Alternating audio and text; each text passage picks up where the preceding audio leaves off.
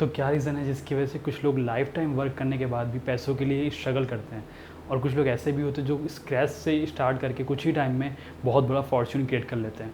तो ये जो डिफरेंस है वो मेन होता है मनी माइंडसेट का। जब भी पुअर माइंडसेट के लोग पैसे अर्न करते हैं तो वो कभी भी इन्वेस्टमेंट के बारे में नहीं सोचते, वो हमेशा सोचते हैं सेविंग्स के बारे में या फिर वो लाइबिलिटीज़ परचेज़ करते हैं।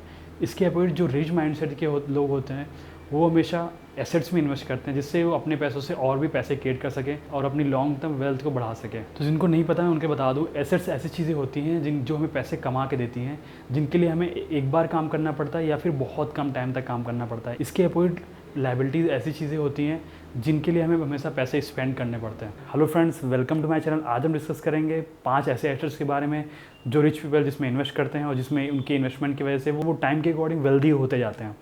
तो सबसे पहला हमारा एसेट है वो है रियल इस्टेट। तो सबसे पहले रियल इस्टेट ही क्यों? क्योंकि आपको पता होगा अप्रॉक्सीमेटली 90% वर्ल्ड के जो मिलियनर्स बनते हैं वो रियल इस्टेट से ही बनते हैं। और क्या रीज़न जिसके पीछे कि इतने लोग मिलियनर्स बनते हैं केवल रियल इस्टेट से, और क्यों फेवरेट है रियल इस्टेट रिच पीपल का? इसका रीज़न सबसे पहला है लेवरेज। लाइक अगर जो आप किसी भी दूसरे इंस्ट्रूमेंट में इन्वेस्ट करते हो, लाइक आप स्टॉक्स में इन्वेस्ट करते हो, एफडीज में इन्वेस्ट करते हो या फिर कहीं पे गोल्ड सिल्वर परचेज करते हो, तो उसके लिए आपको लोन नहीं मिलेगा आसानी से। बट अगर जो आप रियल इस्टेट में इन्वेस्ट करना चाहते हो तो आपको आसानी से किसी भी बैंक से लोन मिल जाता है। तो क्या करते हैं रिच पीपल, अपने कम से कम पैसों से लोन लेके रियल इस्टेट में इन्वेस्टमेंट स्टार्ट करते हैं। दूसरा जो रीज़न है वो है रेंटल इनकम। रिच पीपल क्या खुद ही प्रॉपर्टी को यूज़ ना करके उसे रेंट पे देते हैं, जिससे क्या होता है कि वो उनको हर महीने मिनिमम वर्क करके उनके पास रेगुलर इनकम आती रहती है, और उसी पैसे को वो दोबारा से लोन की किस्त पे करने में यूज़ करते हैं, जिससे उनके ऊपर बर्डन नहीं आता इन्वेस्टमेंट का। जो अगला रीज़न है वो है एप्रिसिएशन। लाइक अगर जो आप प्रॉपर्टी को लॉन्ग टर्म तक होल्ड करते हो तो उसकी लॉन्ग टर्म में प्रॉपर्टी की वैल्यू बढ़नी ही है, और रिच लोग क्या करते हैं इस प्रॉपर्टी के एप्रिसिएटेड वैल्यू पे भी अगेन लोन ले लेते हैं एक सेकेंड प्रॉपर्टी परचेज़ करने के लिए, और इस तरह से वो एक के बाद एक प्रॉपर्टीज़ परचेज़ करते भी जाते हैं और उनकी लॉन्ग टर्म में वेल्थ भी बहुत ज़्यादा बढ़ती जाती है। तो जो हमारा सेकेंड एसेट है वो है हमारा paper assets. Paper asset like stocks, bonds, mutual funds, FDs, ये सब पेपर एसेट्स में आते हैं। सबसे पहले मैं स्टॉक्स की बात करते हैं। स्टॉक्स की लाइक अगर जो आपको बिजनेस में इंटरेस्ट है, आपको बट आपके पास इतने पैसे नहीं है कि आप बिजनेस स्टार्ट कर सको खुद से, तो आप क्या कर सकते हो, स्टॉक्स में इन्वेस्ट कर सकते हो। ऐसी कंपनी में जो आपको लगता है कि उनके लॉन्ग टर्म विजन अच्छे हैं, उनके फाइनेंशियल स्टेटमेंट अच्छे हैं, तो आप उनमें इन्वेस्ट कर सकते हो। सबसे बेस्ट पॉइंट क्या होगा उससे कि आपको कुछ भी वर्क नहीं करना है, और कंपनी के बेस्ट माइंड्स या फिर आप बोल सकते हो इंडिया लेवल के बेस्ट माइंड्स जो होंगे वो आपके पैसे ग्रो करने के लिए खुद वर्क करेंगे। बट अगर जो आपको स्टॉक रिस्की लगता है तो आप क्या कर सकते हो, आप म्यूचुअल फंड्स में भी इन्वेस्ट कर सकते हो।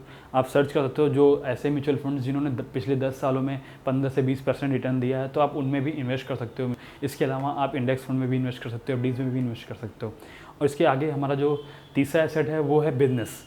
तो आपको पता ही होगा बिजनेस ही एक ऐसा तरीका है जिससे कम से कम टाइम में रिच हुआ जा सकता है। आपको पता ही होगा जो वर्ल्ड के सबसे रिचेस्ट बिलियनियर्स हैं वो भी बिजनेस ही ओन करते हैं। एग्जांपल के लिए आप जेफ बेजोस हो गए, इलॉन मस्क हो गए, या फिर इंडिया में गौतम अदानी हो गए, ये सब लोग बिजनेस ही ओन करते हैं।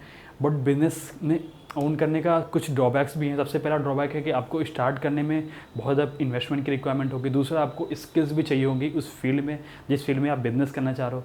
तीसरा, आपको उस बिज़नेस को टाइम भी बहुत देना पड़ेगा। चौथा, अगर जो आपका बिज़नेस अच्छा नहीं चल रहा तो आपको उस बिज़नेस से एग्जिट करने में बहुत ज़्यादा प्रॉब्लम्स होंगी, क्योंकि बिज़नेस में क्या लिक्विडिटी बहुत लो होती है। तो अगर बिज़नेस स्टार्ट करने से पहले या फिर बिज़नेस में इन्वेस्टमेंट से पहले आप इन बातों का ध्यान रखते हो तो बिज़नेस आपके लिए लॉन्ग टर्म में बेस्ट इन्वेस्टमेंट साबित हो सकता है। तो इसके बाद जो चौथा हमारा एसेट है वो है डिजिटल एसेट। डिजिटल एसेट्स मतलब ई बुक्स हो गए, यूट्यूब वीडियो हो गए, वेबसाइट्स हो गए, ऐप्स हो गए। अगर जो आप कोई फोटोग्राफर हो तो आपकी फ़ोटोज़ हो गई, ये सब चीज़ें डिजिटल एसेट्स में आते हैं। और डिजिटल एसेट्स का सबसे मेन जो बेनिफिट होता है वो होता है इसमें स्केलेबिलिटी का कोई इशू नहीं होता है, और आपका कॉस्ट ऑफ रिप्रोडक्शन ज़ीरो होता है। आपको किसी को भी दोबारा से सेल करना है प्रोडक्ट क्रिएट करने के बाद तो आपको जस्ट कॉपी पेस्ट करना है, तो आपका क्या एक बार आपने कंटेंट बना दिया और आप रेगुलर उससे इनकम अर्न कर सकते हो। पांचवा और जो हमारा आखिरी सेट है वो है commodities like gold, silver, oil, natural gases. But जो सबसे मेन कमोडिटी है जिसमें रिच पीपल इन्वेस्ट करते हैं वो है गोल्ड। गोल्ड में लोग इन्वेस्ट क्यों करते हैं? लाइक आपने देखा होगा कि कोविड-19 के पैंडेमिक के टाइम पे गोल्ड के प्राइसेस बहुत ज़्यादा बढ़ गए। जिस टाइम पे स्टॉक मार्केट रिसेशन चल रहा होता है या फिर डाउन टाइम चल रहा होता है, उस टाइम पे गोल्ड बहुत अच्छा परफॉर्म करता है और अच्छा रिटर्न भी देता है। बट इसका डाउन साइड भी एक है, गोल्ड जो है रिसेशन के टाइम पे तो अच्छा रिटर्न देता है, बट जब मार्केट प्रॉस्पर कर रही होती है तो गोल्ड के जो प्राइसेस होते हैं एक सर्टेन लिमिट में ही फ्लक्चुएट कर रहे होते हैं। बट आप गोल्ड में इन्वेस्टमेंट कर सकते हो अपने पोर्टफोलियो के डाइवर्सिफिकेशन के लिए, और मेनली आप इन्वेस्ट कर सकते हो इसको हेजिंग के लिए। जब आपके स्टॉक मार्केट के सारे स्टॉक्स डाउन जा रहे हैं या फिर स्टॉक मार्केट रिसेशन में चल रहा है। यहाँ पे वीडियो कंप्लीट होता है। अगर जो आपने कुछ भी मेरे वीडियो से सीखा है तो please like my video and subscribe my channel. Until then, Tata.